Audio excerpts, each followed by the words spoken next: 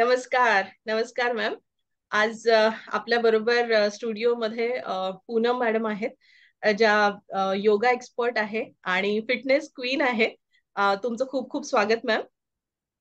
नमस्कार, धन्यवाद डॉक्टर नीता. आणि मला एज्युटॉक्सच्या या बॅनर खाली बोलण्याची संधी दिली त्याबद्दल मी तुमचे खूप खूप आभार मानते. आभार थँक्यू. तुमच्यासाठी. आभार ऍक्च्युली तुम्ही तुमच्या वेळात वेळ काढून आम्हाला हा वेळ दिला त्याबद्दल खूप खूप आभार.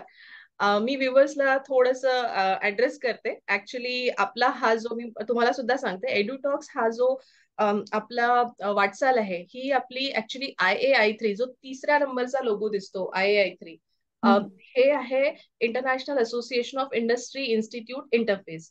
हे एक NGO आहे आणि ह्याच्यामध्ये आपण स्किल डेव्हलपमेंट प्रोग्राम्स करतो आणि सगळं फ्री ऑफ कॉस्ट असतं. म्हणजे विद्यार्थ्यांसाठी बऱ्याचशा काही जे काय म्हणतात त्याला मुलं असतात ना, छोटी मुलं ज्यांचे अनाथ आश्रम मध्ये वगैरे राहतात. मग अशा मुलांसाठी जे पॉवर्टी खालचे जे आहेत, ज्यांना खूप जास्त पैसे खर्च करू शकत नाही, अशांसाठी आपण बरेचसे स्किल डेव्हलपमेंट प्रोग्राम प्रोव्हाइड करतो. आणि आपल्याकडे ट्रेनर्सचा पूल आहे आणि जे सगळे लोक आपल्या बरोबर कनेक्ट होतात या ऍक्टिव्हिटीमध्ये. आणि याच्या मध्ये आपला हा एड्युटॉक हा इव्हेंट आपला चालू होता. समहाऊ मध्ये बंद पडला होता आणि आता आपण ह्याला पुन्हा रिस्टार्ट केलाय. तर हे आपलं बाउन्स बॅक आहे. करोना नंतर कुठेतरी आपला हा प्रवास थांबला होता एड्युटॉक्सचा. बाकी आपण याच्या अंडर आपण नॉलेज शेअरिंग सेशन घेतो ट्यूजडेला, ते आपले होतात. त्यानंतर आपलं एक न्यूज लेटर अगोदर यायचं, ते सुद्धा कुठे ना कुठे आपण वर्षातून एकदा वगैरे चालवतो. पण एड्युटॉक्स मध्ये थांबलं होतं आणि आता याची सुरुवात होत आहे आणि तुमच्यापासून याची सुरुवात होत आहे. तर खरंच खूप खूप धन्यवाद तुमचे. मी खूप म्हणतात ना लकी आहे की तुम्ही मला माझ्यापासून सुरुवात केली. चलो. नक्कीच. आणि आम्ही पण खूप लकी आहे की आम्हाला पहिले गेस्ट तुमच्यासारखे मिळाले, जे तुम्ही पूर्ण आयुष्य लोकांच्या हेल्थसाठी आणि त्यांच्या भल्यासाठी तुम्ही खूप झटताय. आम्ही बघतोय तुमचा प्रवास आणि तुम्ही एवढ्या वेल एस्टॅब्लिश फॅमिलीमधून असताना सुद्धा बऱ्याचशा ऍक्टिव्हिटीज मध्ये तुम्ही इन्व्हॉल्व्ह असता, एंगेज असता. खरंच खरंच मॅम, खूप खूप इन्स्पिरेशनल पर्सनॅलिटी आहे तुमची. थँक्यू. व्ह्युअर्सला सांगायला आवडेल की मॅडम एक योगा एक्सपर्ट आहे आणि त्या फाउंडर डिरेक्टर आहे फिटनेस फंडा. आणि त्यांच्याकडे मोर दॅन 1000 स्टुडंट्स त्यांनी आतापर्यंत ट्रेन केलं आहे. आणि त्यांची एक्सपर्टीज आहे की त्या ग्रामीण विभागातील महिलांना, ज्यांना कुठेतरी गरज असते, म्हणजे त्यांना डाएट बद्दल खूप जास्त माहिती नसते किंवा त्यांना भीती वाटते की कशाला, म्हणजे काय आपण रेग्युलर याच्यामध्येच आपण कम्फर्टेबल आहे ना, तर त्यांना हेल्थ अवेअरनेस नसते. स्पेशली त्या निश मध्ये त्या काम करतात. आणि खरोखर हा खूप चांगला इनिशिएटिव्ह मॅडम तुम्ही चालू केलेला आहे. आता मला तुम्हाला प्रश्न विचारायला आवडेल. आपण स्टार्ट करूया आपला आजचा इंटरव्ह्यू. चालेल? हो हो. तुमची जी जर्नी आहे, जिथे तुम्ही 2 स्टुडंट पासून 1000 स्टुडंट पर्यंत पोहोचला, तुमची ही जी पूर्ण यशाची वाटचाल आहे, त्याबद्दल आम्हाला थोडक्यात तुम्ही मार्गदर्शन करा. डॉक्टर नीता, अगदी माझ्या मनातला आणि सुंदर प्रश्न विचारलात. आणि हा प्रश्न मला असं वाटतं इतरांसाठी सुद्धा इन्स्पिरेशन ठरेल. तर मी तुम्हाला सांगितलंच होतं की मी एका चांगल्या फॅमिलीतनं बिलॉंग करते की फायनान्शियली स्ट्रॉंग फॅमिली आहे. अ, तसं मला लहानपणापासून थोडक्यात माझी जर्नी सांगायला आवडेल की अगदी मिडल क्लास फॅमिलीतनं माझा जन्म, त्या लोणावळ्याचा माझा जन्म आहे आणि न्यूक्लिअर फॅमिली छोटीशी. शिक्षणाला प्रचंड महत्व वगैरे असं सगळं असताना ग्रॅज्युएशन झालं. आणि पण एक होतं, वडिलांनी नेहमी सांगितलं की शिकसाल तर टिकसाल. या एका तत्वावरती एक म्हणतात ना, लहान मुलांना जे सांगतो ते त्यांच्या डोक्यात रुजतं आणि अजूनही माझ्या डोक्यात ते आहे, शिकसाल तर टिकसाल. तर लग्न झालं अगदी वयाच्या 20व्या-21व्या वर्षी लग्न झालं. त्याच्यानंतर BA झालं होतं आणि मग नंतर मुलं झाली 2003 ला लग्न झालं आणि दुसरा माझा पहिला मुलगा 2004 साली झाला. त्याच्यानंतर बिझी त्याचा पालन पोषण या सगळ्यामध्ये बिझी. 2006 ला मुलगी झाली, 2010 ला मुलगी झाली वीरा, तिचं पालन पोषण या सगळ्यामध्ये अगदी छान दिवस चालले होते. पण कसं म्हणतात, तुम्ही जेव्हा अकॅडमिक पर्सन असता, शिक्षणाची आवड असते, तेव्हा तुम्ही फार मटेरियलिस्टिक गोष्टींमध्ये गुंतून राहत नाही. साडी, ज्वेलरी याच्यामध्ये एका विशिष्ट काळापर्यंत तुम्ही गुंतता. पण त्यानंतर तुमचा जो आतला किडा असतो ना, ते असं वळवळायला लागतो की तुम्हाला आतून तुमचं काहीतरी चुकतंय आणि कुठेतरी कमी आहे. मग ही कमी शोधण्याचा प्रयत्न सुरू झाला. मग मिस्टरांना त्रास द्यायला सुरुवात केली. मला काहीतरी करायचंय, मला काहीतरी करायचंय. ऍक्च्युली मला जिओलॉजिस्ट व्हायचं होतं. भूगर्भशास्त्रज्ञ, कारण मला जॉग्रफी पहिल्यापासून आवडतं. पण म्हटलं की त्याच्या टूर्स असतात 8-8 दिवसाच्या, आणि मिस्टर म्हटले की लहान मुलं सोडून कसं शक्य आहे ना, मुलांना नाही लागते. मग म्हटलं काहीतरी कर. मग म्हटले तुला लॉ करायचा का? त्यातनं तुला नॉलेजही मिळेल आणि तुझाही वेळ चांगला जाईल. मिस्टरांनी खूप मोटिवेट केलं. मग 2015 साली LLB ला ऍडमिशन घेतलं. LLB ला ऍडमिशन घेतल्यानंतर 19 ला मी लॉयर झाले. आणि झालं, प्रॅक्टिस केली, सुरू केली त्याच्याबरोबर. पण का मजा येत नव्हती. आणि माझा स्वभाव असा आहे, जिथं मजा येत नाही ना तिथं मग काही असू दे, मी नाही नाही टिकू शकत तिथं फार काळ. आणि थोडस आय डोंट नो, एक आतून आवाज येत होता की नो, हे माझ्यासाठी नाही, शिकले, ज्ञान घेतलं, इनफ आहे. मग लक्षात आलं. आणि मी आता मला अजून एक गोष्ट सांगायला आवडेल पैलू, की 1999 साली आम्ही जेव्हा कॉलेजमध्ये होतो, तेव्हा त्या काळात 20-22 वर्षापूर्वी कोणालाही फिटनेसमध्ये काहीही इंटरेस्ट नव्हता. फार हातबोटावर मोजणे इतकी लोक फिटनेस, योगा या गोष्टींकडे अट्रॅक्ट होते. आणि कॉलेजमध्ये एक अशी टीम तयार केली सरांनी, आणि म्हटले की या टीमला आपल्याला योगा टीम म्हणून आपल्याला कॉलेज थ्रू यायचंय. मग माझा जन्म लोणावळ्यातला, आणि घराच्या शेजारच अगदी कैवल्यधाम म्हणून योगा इन्स्टिट्यूट होतं. मग तिथे आम्हाला ट्रेनिंग द्यायला सुरुवात केली. आणि तिथून योगाची अशी, मग कळलं आपण फ्लेक्सिबल आहोत बरं का, आपण करू शकतो, कोणी सांगायला नव्हतं. मग हळूहळू योगाची जर्नी सुरू झाली. तिथून मग आम्ही योगाचे बऱ्याच ठिकाणी योगाचे प्रात्यक्षिक प्रदर्शन वगैरे केली. आणि त्याच्यानंतर 2002 ला सुवर्ण पदक, गोल्ड मेडल मिळालं योगामध्ये. मग तिथे काहीतरी मज्जा वाटायला लागली. पण 2003 ला लग्न झालं, तरी त्यावेळेस कोणाला एवढं गांभीर्य नव्हतं फिटनेसचं वगैरे. मग त्यानंतर 2018 ला, ऍक्च्युली 2018 ला माझ्या सगळ्यांना माहिती होतं मी योगा म्हणजे मला योगा येतो, हे नॉलेज होतं सगळ्यांना. मग एक ठिकाणी ते गोल्ड मेडलिस्ट असलं की तुमचं नाव रजिस्टर असतं. तुम्हाला ना एका शाळेमध्ये प्रमुख पाहुणी म्हणून बोलवलं होतं तिथे योगा दिनाच्या दिवशी. तर तिथे गेले, आणि तिथे गेल्यानंतर तिथल्या ज्या टीचर्स होत्या त्या मला म्हणाल्या, पूनम तुम्ही का नाही योगा घेत, तुम्ही का नाही स्वतःच चालू करत? तसाही LLB चा झालं होतं, कंटाळा आला होता. मला आता काहीतरी वेगळं करायचं, यात बहुतेक मज्जा येईल, स्वतःला ओळखायची सुरुवात झाली होती. मग अगदी 2 महिलांपासून घराशेजारी एक हॉल होता, तिथे सुरुवात केली योगा घ्यायला. आणि हळूहळू त्या दोन महिलांना, म्हणजे माझी पद्धत की आहे बाबा, जेन्युन आहे, जसं आहे तसं प्रदर्शन करायला सुरुवात केली.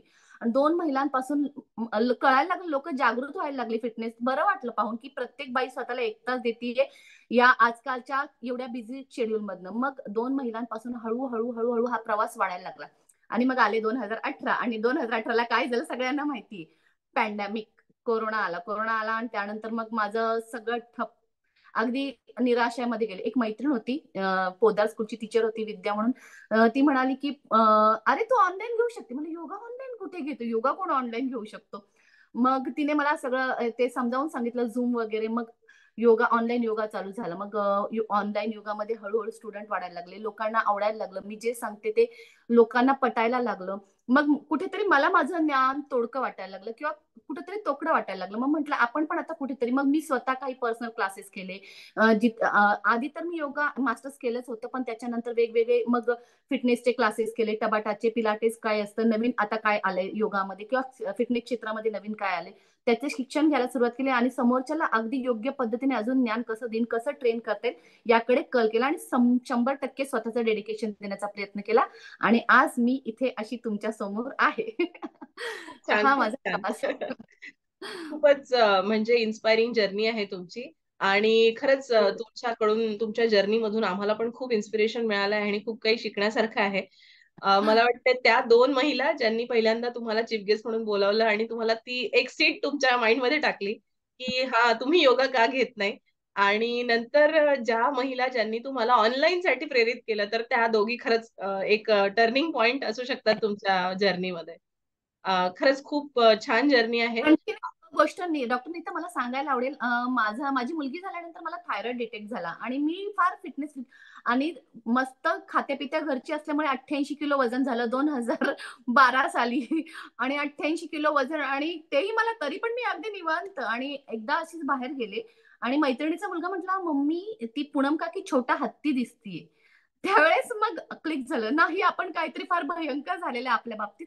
आणि मी स्वतः सुद्धा 88 किलोची, आज 60 kg इथपर्यंत, अगदी योग्य आहार पद्धती आणि योगाने स्वतःला इथपर्यंत, फिटनेस पर्यंत आणलेलं आहे. हा एक अजून टर्निंग पॉईंट म्हणता येईल. खरंच म्हणजे असं नाही, तुम्ही हा एक्सपिरियन्स केला आहे जर्नी आणि कुठून Exactly. तरी तो छोटा हत्ती मनात बसला आणि त्याच्यामुळे हा तुमच्या समोर त्यामुळे ही तुमच्या सुंदर फिगर, ही सुंदर पर्सनॅलिटी आम्हाला बघायला मिळते आहे. पण तो छोटा हत्ती आम्ही मिस केला. खूपच क्यूट आणि खूपच छान, म्हणजे तुमचे सगळे टर्निंग पॉइंट खूप छान आहेत. आम्हाला अजून हे पण आवडायला ऐकायला आवडेल तुमच्याकडून की योगा म्हणजे नेमकं काय? योगा. आता योगाची अशी व्याख्या माझ्या शब्दामध्ये मला तुम्हाला सगळ्यांना सांगायला गुगल उघडला की सगळ्यांना ही व्याख्या भरपूर मिळतील. पण मला माझ्या पूनमच्या शब्दामध्ये ही व्याख्या मांडायला आवडेल, की योग. तुम्ही योगा हा शब्द ऐकला की तुम्हाला एक योग हा शब्द समोर येतो. ज्यावेळेस अ, आत्म्याचं, तुमच्या अंतरात्म्याचं परमात्म्याशी जे मिलन होतं, त्याला योग म्हणतात आणि तो सगळ्यात सुंदर योग आहे या जगातला. त्यावेळेस माणूस पूर्णत्वाला पोहोचतो आणि यालाच योगा असं म्हणतात. खूप सुरेख, खूप सुंदर. म्हणजे ऐकूनच एकदम शांत झाल्यासारखं वाटलं. आज एकदम परमात्मा मिळालाय का असं वाटलं ते आन्सर ऐकूनच तुमचं. खरंच खूप छान. आणि तुम्ही काय सांगू इच्छिता आपल्या व्ह्युअर्सला आहाराबद्दल, चांगल्या जीवनशैलीबद्दल तुमचे काही इनपुट्स? ओके. तो मला हा अत्यंत महत्वाचा प्रश्न इंटरव्ह्यूच्या दृष्टीने सुद्धा आणि दुसरं की समाजाला पण मला असं वाटतं की माझ्याकडनं काही थोड्या गोष्टी पोहोचतील. आता तुम्हाला माहिती आहे डॉक्टर नीता की मी ग्रामीण भागात माझे क्लासेस चालवते. जे काही माझे सेशन्स असतात ते ग्रामीण भागात असतात. तर इथे जे आहे की नाही लोकांना माहिती की प्रोटीन पावडर काय आहे किंवा प्रथिनांचे इंटेक किती असावं, कार्ब्स किती कमी असावे, नाही कळत. त्यांना समजून सांगायला गेलं की बिचाऱ्या बावरून जातात, त्यांना कळत नाही. मग आता हे सोप्या पद्धतीने कसं मांडायचं याचा मी अभ्यास केला आणि मग आपल्या जे जेवण आपण जेवतो आपल्या अन्नाचा स्टडी केला आणि त्याच्यामध्ये मला जाणवलं की आपल्या घरच्या जेवणामध्ये सगळं आहे. बाहेरचं काही घ्यायची गरज नाही. मिल्क घ्यायची गरज नाही, कॉर्न्स घ्यायची गरज नाही, कॉर्नफ्लेक्स घ्यायची गरज नाही, कशाची गरज नाही. जे घरात आहे तेच अगदी योग्य पद्धतीने जर तुम्ही खाल्लं तर नक्कीच तुम्हाला एक आरोग्यवान जीवनशैली मिळेल. तर सर्वात आधी भाजी, भाकरी, सर्व प्रकारच्या डाळी, सर्व प्रकारची कडधान्य, सर्व प्रकारच्या पालेभाज्या, तेलाचा कमी वापर, हे करून जर तुम्ही अन्न तयार केलं, ते योग्य वेळेत, योग्य प्रकारे खाल्लं, तर तुमच्या आरोग्याला कोणी हानी पोहोचवणार नाही. दुसरी महत्वाची गोष्ट की कसं आहे, तुम्ही मनुष्य हा निसर्गाचा एक भाग आहे आणि तुम्ही निसर्गाचा भाग असल्यामुळे जे निसर्गाने तुम्हाला दिलंय ते जर तुम्ही खाल्लं, त्याने जर त्या त्या गोष्टी जर तुम्ही कंझ्युम केल्या, त्या जर खाल्ल्या, तर नक्कीच तुम्हाला त्याची हानी पोहोचणार नाही. आजकाल काय झालंय की आर्टिफिशियल लाईफस्टाईल खूप झाली, बाहेरचं जंक खाणं खूप झालंय, मैदा, साखर हा निश्चितच निसर्गाचा भाग नाहीये आणि त्यामुळे मनुष्याने इतकं महत्व दिलंय. आज तुम्ही पाहता बर्गर, पिझ्झा, बाहेरचं जे जंक फूड, चिप्स, या सगळ्यामध्ये आर्टिफिशियल इन्ग्रेडियंट्स प्रचंड प्रमाणात आहे. तर या आर्टिफिशियल गोष्टींना दूर ठेवायचं आणि जे सकस आहे घरात जे बनतं ते अन्न खाल्लं तर नक्कीच बाकी वेगळं काही रॉकेट सायन्स करायची गरज नाही. जे घरात बनतं तेच अगदी योग्य पद्धतीने योग्य वेळेत खाल्लं तर तुम्हाला नक्कीच त्याचा फायदा होईल. अजून एक महत्वाची गोष्ट, ज्या चकचकीत आणि फार सुंदर दिसणारे जे पदार्थ असतात आणि ज्यांना कीड लागत नाही ते पदार्थ सगळ्यात डेंजरस असतात एका ह्युमन बिईंगसाठी. तो नक्कीच निसर्गाचा भाग नाही. कारण निसर्गाचा नियम आहे तो नाशवंत. निसर्ग जो निर्माण करतो त्याला संपवण्याची ताकद त्याच्यातच आहे आणि ज्याला कीड लागत नाही तो नाशवंत नाही. याचा अर्थ तो निसर्गाचा भाग नाही, त्याच्यावर काहीतरी रासायनिक प्रक्रिया केलेली आहे. त्यामुळे अशा पदार्थांपासून दूर राहा आणि नैसर्गिक पदार्थांकडे जाण्याचा मॅक्झिमम प्रयत्न करा. जास्तीत जास्त भाजी, भाकरी, कडधान्य, पालेभाज्या हे सगळे पदार्थ घ्या. तुम्हाला नक्कीच याचा फायदा होईल. सगळी प्रकारची फळे खा अगदी. आणि आता हा झाला पहिला भाग. दुसरा भाग वेळेत झोपा, वेळेत उठा. तिसरा महत्वाचा भाग की तुम्ही तुमची जी काय म्हणतात ते 8 तासाची झोप किंवा 7 तासाची झोप होणं खूप गरजेचं आहे. वेळेत आहार करणं गरजेचं आहे, योग्य आहार करणं गरजेचं आहे. आणि चौथा महत्वाचा, हा सगळ्यात महत्वाचा, की तुमचा दृष्टिकोन सकारात्मक असावा. कुठल्याही गोष्टीकडे पाहण्याचा जो दृष्टिकोन आहे ना तो सकारात्मक असावा. जर तुम्ही नकारात्मक असाल तर सगळ्यात आधी मला आवडेल की कॉर्टिसोल खूप वाढतो. तुम्हाला माहिती कॉर्टिसोल वाढलं की शरीराचा बँड वाजतो, हार्मोन्स इम्बॅलन्स झाले की. सो कॉर्टिसोलला आपल्या शरीरामध्ये थाराच द्यायचा नाही. त्यामुळे सकारात्मक राहण्याचा प्रयत्न करा.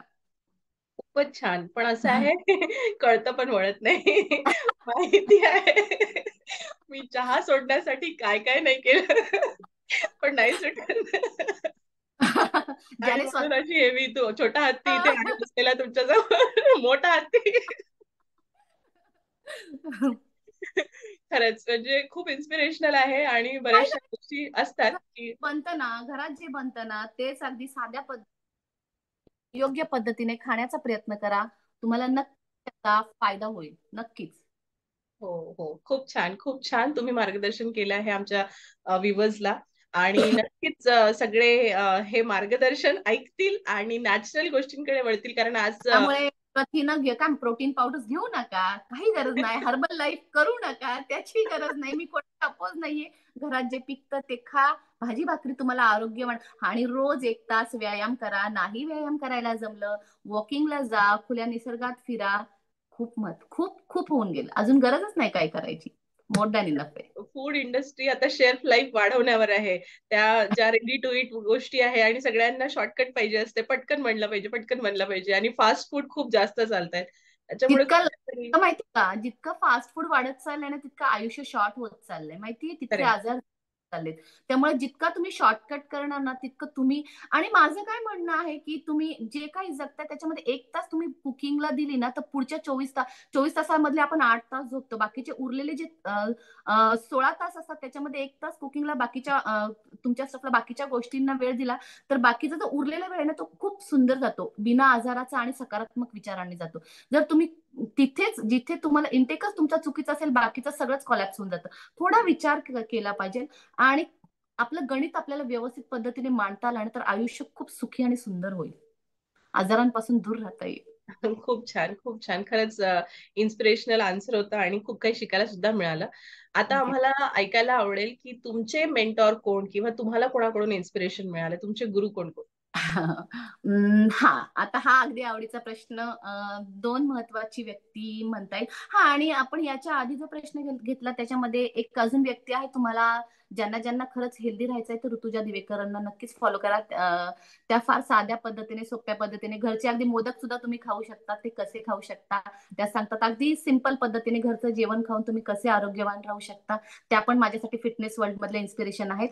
आणि आता पुढचं माझ्या जीवनातलं इन्स्पिरेशन म्हणसाल तर सर्वप्रथम आयुष्यात एक असा वेळ आला की ना आईचं घर माझं ना नवऱ्याचं घर माझं आणि त्या काळा XYZ गोष्टी झाल्या की कुठलंच मी अशी तरंगत होते ना इकडची ना धड तिकडची आणि त्या काळामध्ये अशी आणि सगळ्यात वाईट गोष्ट माहिती का डॉक्टर नीता की आपल्याला कोणासमोर तरी हात पसरायला लागणे आणि तेही कोणावर तरी अवलंबून राहणे आणि अवलंबून राहण्याची वाईट गोष्ट कुठलीच नाही आणि तो असा एक टर्निंग पॉइंट आला की हात पसरायला लागले आणि आपण कुठलेच नाही आपलं असं काहीच नाही अस्तित्व आपलं शून्य होतं कुणीच नव्हतो आपण आणि त्यावेळेस धडधडून जागी होऊन उठले आणि तेव्हा मग सगळीकडे ब्लँक दिसायला लागलं तेव्हा सिंधुताई सपकाळ आठवल्या द मोस्ट इन्स्पिरेशनल अनएज्युकेटेड काय म्हणतात त्या खूप अनएज्युकेटेड होत्या त्यांच्याकडे काहीच नव्हतं उपेक्षित हकलून दिलेल्या अशा त्या बाईने अगदी काय म्हणतात धुळीतनं उठून फिनिक्स पक्षासारखी जी झेप घेतली आणि स्वतः झेप घेता घेता बाकीच्यांना प्रकाशमान केलं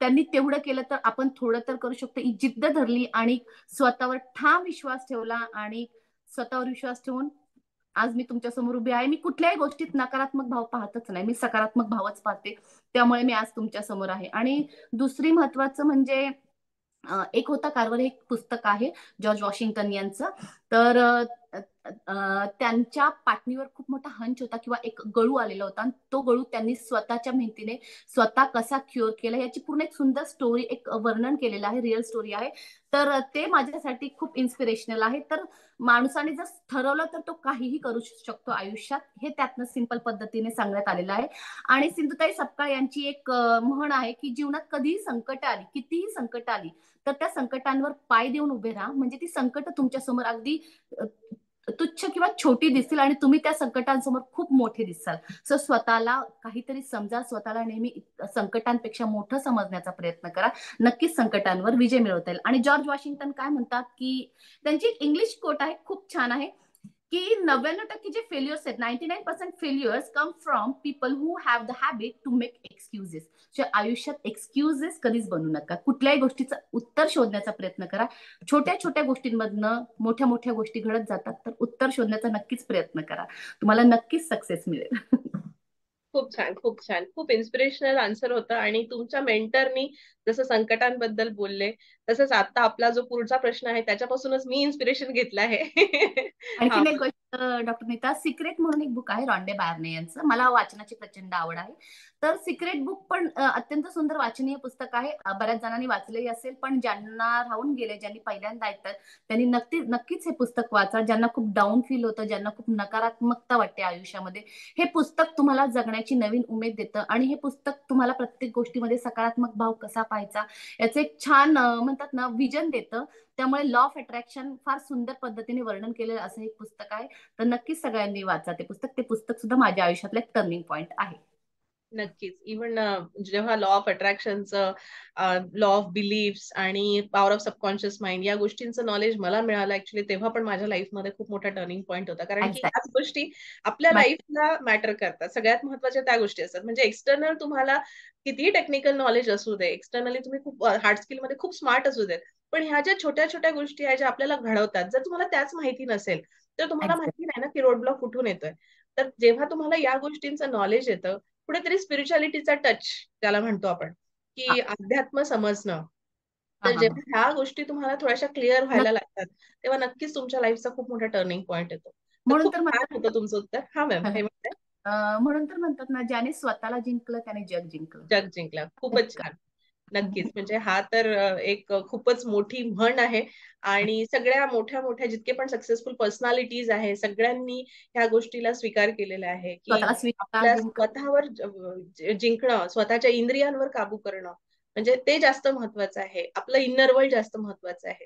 exact. External world it's doesn't matter actually. कारण जर इथे खलबली असेल, मग तुम्ही काही कितीही उपयोग केलं पण काही. बाहेर काही होऊ शकत नाही. खरंच. खूप खूप छान उत्तर होतं. आता आपण वळूयात आपल्या नेक्स्ट प्रश्नाकडे. आणि जे खूपच महत्वाचा प्रश्न आहे. कारण जर डायमंड जरी म्हटलं तरी पण त्याला पण बऱ्याचशा गोष्टींमधून पुढे जायला लागतं. एक डायमंड बनायला कोळशामधून त्याचा जन्म होतो.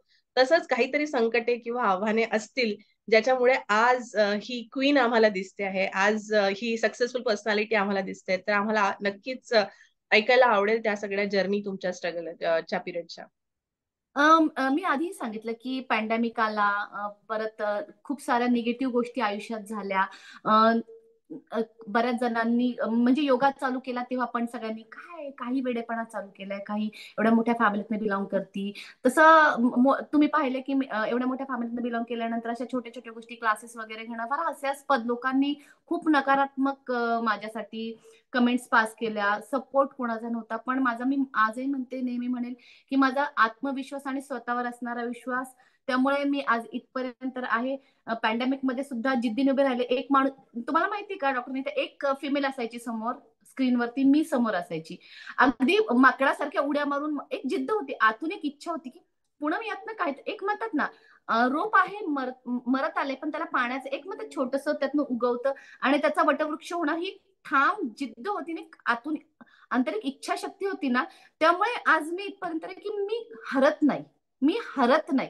मी धुळीतनं सुद्धा उठते, मी हरत नाही. मला आणि माझा स्वतःवर प्रचंड विश्वास आहे. आणि स्वतःच्या कमींना मी छान पद्धतीने जाणवते. आणि स्वतःमधल्या कमी कशा पद्धतीने मी त्या कमींना माझ्या ताकदीमध्ये बदलेन, ही एक माझा जो स्वभाव आहे ना, तो मला खरंच यशाला कारणीभूत ठरतो. आणखीन एक महत्वाची गोष्ट की मला असं वाटायचं पहिलं, म्हणजे अगदी फार हास्यास्पद आहे, की मला आहे ना कुठली गोष्ट तोच पण आवडत नाही. मला नाही आवडत, म्हणजे स्वभाव असतो प्रत्येकाचा. मी एकच गोष्ट सातत्याने करू शकत नाही. मला चेंज लागतो. मला प्रत्येक गोष्टीमध्ये बदल लागतो. म्हणजे तीच गोष्ट पण ती थोडी वेगळ्या पद्धतीने सादरीकरण करणं. तीच गोष्टीमध्ये चेंजेस लागतात किंवा नवीन गोष्टींना ऍक्सेप्ट करण्याची माझ्यामध्ये प्रचंड इच्छाशक्ती आहे. नाविन्याला स्वीकारण्याची एक छान ताकद आहे माझ्यामध्ये. त्यामुळे कदाचित आज मी तुमच्या समोर इतकी यशस्वीपणे उभी आहे. आणि मला त्यात कधी आणि अजून एक महत्व, मी कधीच कशालाच कोणालाच घाबरत नाही. मी कोणालाच घाबरत नाही. आय डोंट नो, म्हणजे ठीक आहे यार, होगा सो होगा, देखा जाएगा, जे होईल ते होईल, पाहता येईल. पण केलंच नाही हे गिल्ट नको राहायला मनामध्ये. म्हणून मला नेहमी ठाम राहायला आणि गोष्टींवरती स्टँड स्टिल राहायला खूप आवडतं, स्टिफ राहायला खूप आवडतं. आणि त्यामुळे मी यशस्वी आहे. खरंच, खरंच. ह्या खूप चांगल्या लीडरशिप क्वालिटीज आहेत ज्या तुम्ही सांगितल्या ना, त्या सगळ्या आम्ही जे काही लीडरशिप ट्रेनिंग घेतो त्याच्यामध्ये ह्याच सगळ्या गोष्टी सांगितल्या जातात.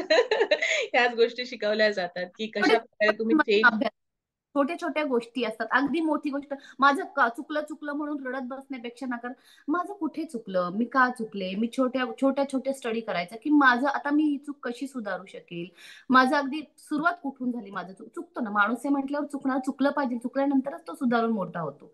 तर स्वतःचा अभ्यास करायला सुरुवात केली आणि करावा प्रत्येकाने, असं मला नेहमी वाटतं. खरंच खूप छान. तुमच्या चॅलेंजिंग लाईफ मध्ये सुद्धा तुम्ही एवढं सकारात्मक राहून पुढे आलात. खरंच इन्स्पिरेशनल आहे तुमची स्टोरी. आता सगळ्यात शेवटी म्हणजे तुमचं मार्गदर्शन, तुम्ही काय सांगू इच्छिता तुमच्या यशाची गुरुकिल्ली सगळ्या व्ह्यूअर्सला? मी आधी बोलले, आताही बोलेल आणि शेवटपर्यंत हेच आहे की स्वतःवर ठाम विश्वास ठेवा. जे फक्त एवढंच की जे काही करताय ते योग्य करताय, कोणाची फसवणूक न करता योग्य पद्धतीने योग्य मार्गाने गोष्टी करत राहा. स्वतःवर पूर्णपणे विश्वास ठेवा. जो ज्याने स्वतःला जिंकलं त्याने जग जिंकलं. म्हणून चुकलात तरी पुन्हा उठून उभे राहा आणि ठाम विश्वासाने आयुष्यात पुढे जाण्याचा प्रयत्न करा. नक्कीच यश तुमच्यापाशी चालत येईल. आव्हानं हा आयुष्याचा भाग आहे, आयुष्य नाही. खूप छान, खूप मोलाचं मार्गदर्शन झालंय तुमचं. आपण हा इंटरव्ह्यू आज इथेच थांबू. There is no vision, if there is no vision there is no hope. तो विजन ठेवा, आयुष्यात विजन ठेवा. विजन असेल तर नक्कीच तुम्हाला यश मिळेल. मी विजन वरून मला आठवलं, मी एक प्रश्न तुम्हाला विचारायचं विसरले, की तुमचे फ्युचर गोल्स काय आहे? म्हणजे तुम्हाला काय सोसायटी बद्दल कॉन्ट्रीब्युशन करायला आवडेल? समाजाप्रती हे बघा, ह्युमन बिंग आहात आपण, मनुष्य प्राणी आहोत आपण, इतर प्राण्यांपेक्षा निश्चितच वेगळे आहोत आहोत ना. की आपल्याला ज्ञान आहे, आपल्याला विजन आहे, आपल्याला पाहण्याची ताकद आहे, आपल्यामध्ये विचार क्षमता आहे, आपल्याकडे बुद्धी आहे. इतर प्राण्यांना नाही कळत, आपल्याला कळतं कुठे कधी कसं काय करायचं. तर जर आपण मनुष्य आहोत, आपण इतरांपेक्षा वेगळा आहोत, तर आपलं या समाजाप्रती नक्कीच काहीतरी देणं बनतं. तर फ्युचर प्लॅन्स म्हणण्यापेक्षा माझी एक सुप्त इच्छा किंवा माझे ड्रीम्स आहेत हे, की मला एक सामाजिक संस्था उघडायची, एनजीओ उघडायचा आहे. त्या एनजीओ मध्ये मला दोन गोष्टी प्रकर्षाने कव्हर करायच्या आहेत. की सर्वप्रथम मला जे ट्रान्सजेंडर असतात, फिमेल्स असतात, त्यांच्यासाठी मला स्पेशल काहीतरी करायचंय. का त्यांच्यासाठी, तर तेही सांगेल मी. आणि दुसरं, मला ब्लाइंड पीपल्ससाठी काहीतरी नक्कीच करायचं आहे. तर सर्वप्रथम मला ट्रान्सजेंडरसाठी काय करायचं आहे, तर ट्रान्सजेंडर जे असतात तीही माणसंच आहेत. तुम्हाला फिलिंग आहे, मला फिलिंग आहे, त्यांनाही फिलिंग आहे. तुम्हाला भूक लागते, मला भूक लागते, त्यांनाही भूक लागते. समाजामध्ये आपण, आपल्याला त्रास झाला, आपल्याला खूप दुःख झालं, तर आपण आपल्या फॅमिलीशी जाऊन शेअर करतो. या समाजामध्ये आपल्याला स्वीकृती आहे, कारण आपण एक फिमेल किंवा मेल आहोत. आपण कोणाशी तरी बोलतो, डायव्हर्ट होतो. आपल्याला भूक लागली तर आपण काहीतरी काम करून अन्न खाण्याचा प्रयत्न करतो. पण ट्रान्सजेंडर जे आता तरी त्या मानाने पूर्वीपेक्षा समाजाने त्यांना स्वीकार केले आणि त्यांना त्यांचं आयुष्य त्या मानाने फार नाही पण 10% सोपं झालेलं आहे. तर तीही माणसं आहेत आणि त्या माणसांना नॉर्मल फ्लो मध्ये आणण्यासाठी नक्कीच काहीतरी करण्याचा मी प्रयत्न करेल. कारण की आपण पाहतो की त्यांना भूक लागली तर त्यांना भीक मागून दिलं जात नाही, तिथे त्यांना हाणामारी होते. ते सेक्स अपील करत जर सिग्नलवर उभे असतील तर तिथेही त्यांना हाणामारी होते. मग त्याने जगायचं कसं? तर माणसाला माणूस म्हणून जगण्यासाठी करण्यात एक छोटासा प्रयत्न करण्याचा मी हा एक माझा संकल्प आहे. आणि दुसरं म्हणजे ब्लाइंड. 2 मिनिटं डॉक्टर नीता डोळे झाका आणि पहा, तुम्हाला आजूबाजूला पहा. जेव्हा मेडिटेशन करायचं असतं ना, तेव्हा आपल्याला हे फार आवडतं. पण जेव्हा नेहमीच जर मेडिटेशन 24 तास आयुष्यभर जेव्हा तुम्ही डोळे झाकून बसता ना, ती भयानकता इतकी भयंकर आहे. एक टाइम तुम्हाला बोटं नसली, मला माहिती, मान्य आहे, शरीराचा प्रत्येक भाग खूप जास्त महत्वपूर्ण, व्हॅल्युएबल आहे. पण आपण हात नसला, बोटं नसली, काहीतरी ऍडजस्टमेंट होती. चलो, तुम्हाला एक कान ऐकू येत नाही, काहीतरी ऍडजस्टमेंट होती. तुम्हाला पाय नाही, काहीतरी ऍडजस्टमेंट होती. पण डोळे नाहीत. आज आपलं आयुष्य आपण सोशल मीडिया, टीव्ही या सगळ्यांसमोर पाहून किती गोष्टी शिकतोय. आज एज्युटॉक्सचा तर तोच मुद्दा आहे की आपण कितीतरी गोष्टी, विजनरी गोष्टींमधनं शिकत चाललोय. आता ह्या झाल्या टेक्निकल थिंग्स. साधं बाहेर तुम्ही एकदा डोकावा, घराच्या बाहेर सकाळची सकाळ सुंदर पहा, हिरवी हिरवी झाडं पहा, उडणारी फुलपाखरं पहा, त्यातनं इतका सुंदर आनंद मिळतो. तो आनंद डोळ्यांना किती किती किती काय म्हणतात, तो असा मला शब्दात व्यक्त करता येत नाही, तो आनंद देऊन जातो. तो आनंद ह्या ब्लाइंड लोकांना अनुभवता येत नाही. आणि मला असं वाटतं की मी माझ्या आयुष्याचं जे उतार वय आहे ते या लोकांसोबत बसून घालवणार आहे. त्यांना मी त्यांच्यापाशी बसणार आहे आणि त्यांना सांगणार आहे, बघ इंद्रधनुष्य आहे, याच्यामध्ये हे 7 रंग असतात. त्यांना रंगांची जाणीव करून देणार, त्यांना फुलपाखरांचं उडणं फील करून देणार, त्यांना झाडांची पानं कशी हलतात ते. आणि माहित नाही, तो यात मी समाजसेवा करते की काय माहित नाही, पण ह्यात हा माझा आंतरिक आनंद आहे आणि तो मी करण्याचा प्रयत्न करणार आहे. जेव्हा माझं काही प्रायोरिटी संपल्या की मी तेच करणार आहे. आणि हे 2 संकल्प आहेत माझ्या खूप स्वीट, खूप छान, आयुष्याचे. खूपच मस्त. म्हणजे ऐकून सुद्धा खूप छान वाटलं. आणि आमच्या बेस्ट विशेष तुम्हाला की तुमची ही दोन्ही स्वप्न लवकरच पूर्ण व्हावी. आणि आमच्या व्ह्युअर्स पैकी पण कोणाला पण कॉन्ट्रीब्युशन करायचं असेल, तुमच्या मुवमेंट मध्ये जॉईन व्हायचं असेल, तर आम्ही सगळ्यांना तसं इन्व्हाइट करतो की तुमच्या बरोबर सगळे जुळू शकतात आणि कोलॅबरेट करू शकतात आणि सोबत आपण काहीतरी खूप छान तुमचं स्वप्न साकार करू शकतो. आता तुमच्यासारखे आनंदच वेगळा. You are inspire for me. अच्छा. So sweet. फार ऍक्टिव्ह आहात, फार ऍक्टिव्ह आहात. काय काय करायचं स्वतःसाठी ते, अजून कोण समाजासाठी काय करणार. You are really great person. So sweet of you. Thank you. Gratitude to you तुमच्या ह्या मुलाच्या इनपुट्स बद्दल. आता एक महत्वाचा प्रश्न आपला अजून राहिलेला आहे, तो म्हणजे एड्युटॉक्स बद्दल, की जी आपली ओके. ट्रॅडिशनल एज्युकेशन सिस्टम आहे, आपली शिक्षण प्रणाली आहे. आणि आजकाल तुम्ही बघत असाल की एडटेक इंडस्ट्री बाहेर येत आहे, किंवा कोचिंग इंडस्ट्री, बरेचसे कोचेस त्यांचे एक्सपिरियन्स घेऊन येतात आणि ते लोकांना बिझनेस शिकवतात. काही म्हणजे बऱ्याचशा अशा गोष्टी आहे, प्रॅक्टिकल गोष्टी, त्या वेगळ्या पद्धतीने शिकवण्याचा प्रयत्न करतात. आता ही जी traditional education system, formal education आहे, जे शाळेमधून, कॉलेजमधून किंवा युनिव्हर्सिटीमधून दिल्या जातं, तर ह्या ओव्हरऑल म्हणजे ह्या सगळ्या गोष्टींबद्दल मला नक्कीच ऐकायला आवडेल तुमच्याकडून की तुमचे काय मत आहे. हे बघा, आपल्याला जर प्रगती करायची आहे तर आपल्याला नाविन्याला स्वीकारणंच आहे. आपण अगदी गुरुकुल पूर्वीची पद्धत किंवा जुन्या पद्धतींमध्ये जर गुंतून राहिलं तर ह्या जगाच्या रेसमध्ये फार मागे पडू.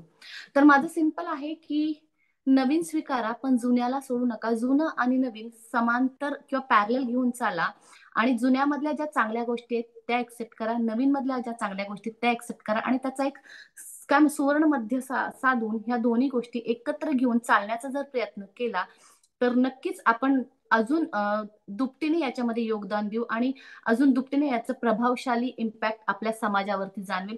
कारण भारत हा इमोशन्सने भरलेला देश आहे. याच्यामध्ये संस्कार, कल्चर, एथिक्स या गोष्टी फार उच्च स्थान आपण कितीही नाही म्हटलं तरी येतात.